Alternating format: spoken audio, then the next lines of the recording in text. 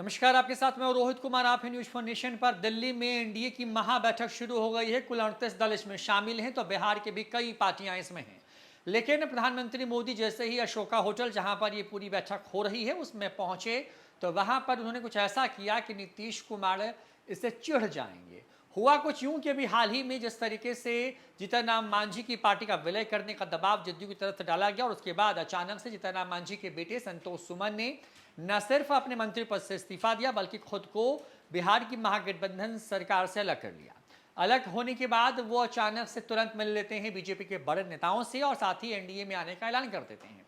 लेकिन आज क्या हुआ? दरअसल आज एनडीए की जो बैठक थी उसमें जब प्रधानमंत्री मोदी दिल्ली के अशोका होटल, जहां पर एनडीए की बड़ी बैठक हो रही है जिसमें कुल 38 दल शामिल हैं, वहां पहुंचे तो वहां आने के साथ ही जो 5 बड़े चेहरे नजर आए, उसमें एक चेहरा जीतन राम मांझी का था।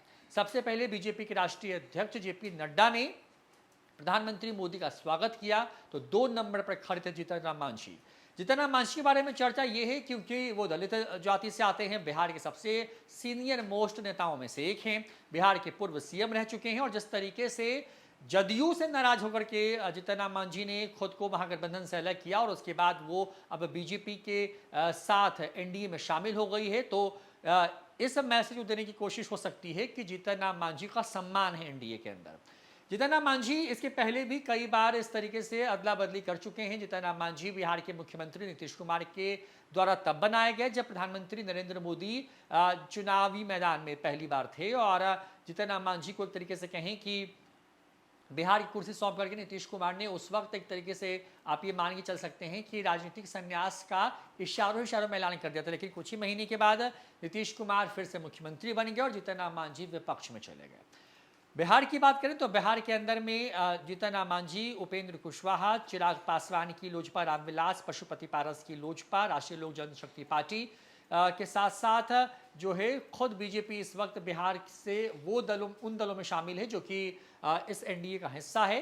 कुल 38 दल हैं जिसमें जब प्रधानमंत्री मोदी वहां पहुंचे, जब वो अपनी गाड़ी से बाहर निकले तो सबसे पहले तस्वीरों में देखिए किस तरीके से जेपी नड्डा वो स्वागत करते नजर आए। उसके बाद जीतन राम मांझी के पास जब पीएम मोदी पहुंचे तो वहां कुछ देर ठहरे और जीतन राम मांझी भी प्रधानमंत्री मोदी को देख करके कुछ कहने की कोशिश करते हुए नजर आ रहे हैं। हालांकि बातचीत दोनों में क्या हुई है क्योंकि वो वहां तक आवाज़ क्या नहीं हो पाई कैमरे में, लिहाजा आप देखिए कि जो जेस्चर है प्रधानमंत्री मोदी का और जीतन राम मांझी का, उसे लग रहा है कि दोनों के बीच जो ट्यूनिंग हो किस लेवल की है। अब आप कल्पना करें कि 38 दल में 5 ही बड़े चेहरे थे जो कि एक साथ एक कतार में खड़े थे। उसमें एकनाथ शिंदे भी थे जो कि महाराष्ट्र के मौजूदा वक्त में मुख्यमंत्री हैं। कुल 5 बड़े चेहरे थे, जेपी नड्डा, जीतन राम मांझी, एकनाथ शिंदे के साथ 2 और लोग।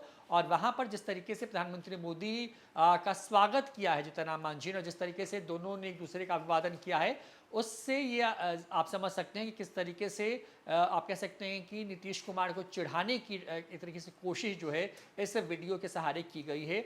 महागठबंधन की बैठक बेंगलुरु में हुई, नाम एनडीए रखा गया है, तो महागठबंधन की बैठक बेंगलुरु में हुई तो जिसका नाम इंडिया रखा गया है। तो दिल्ली में 38 दलों के साथ बीजेपी दिखाने की कोशिश कर रही है, गठबंधन भी उनका बड़ा है और एनडीए वह मुस्तैदी से खड़ा है प्रधानमंत्री मोदी के साथ। 24 में लोकसभा के चुनाव होने वाले हैं। एनडीए बनाम इंडिया अब इस देश का चुनाव का नया स्लोगन होगा। तमाम दल हैं पटना से लेकर के बेंगलुरु तक अब एकमत हो गए हैं मोदी के खिलाफ। 16 से यह आंकड़ा 26 दलों का पहुंच गया है। तो जेपी नड्डा के मुताबिक कुल 38 दल हैं वो एनडीए की बैठक में शामिल हैं और यहाँ पर जिस तरीके से जीतन राम मांझी ने प्रधानमंत्री मोदी का स्वागत किया, जिस तरीके से दोनों के बीच में बातचीत हुई है, उससे आप ये अंदाजा लगा सकते हैं कि किस तरीके से एक तीर से 2 निशाने साधने की कोशिश बीजेपी ने की है नीतीश कुमार के ऊपर में। फिलहाल इस वीडियो में इतना ही। नमस्कार।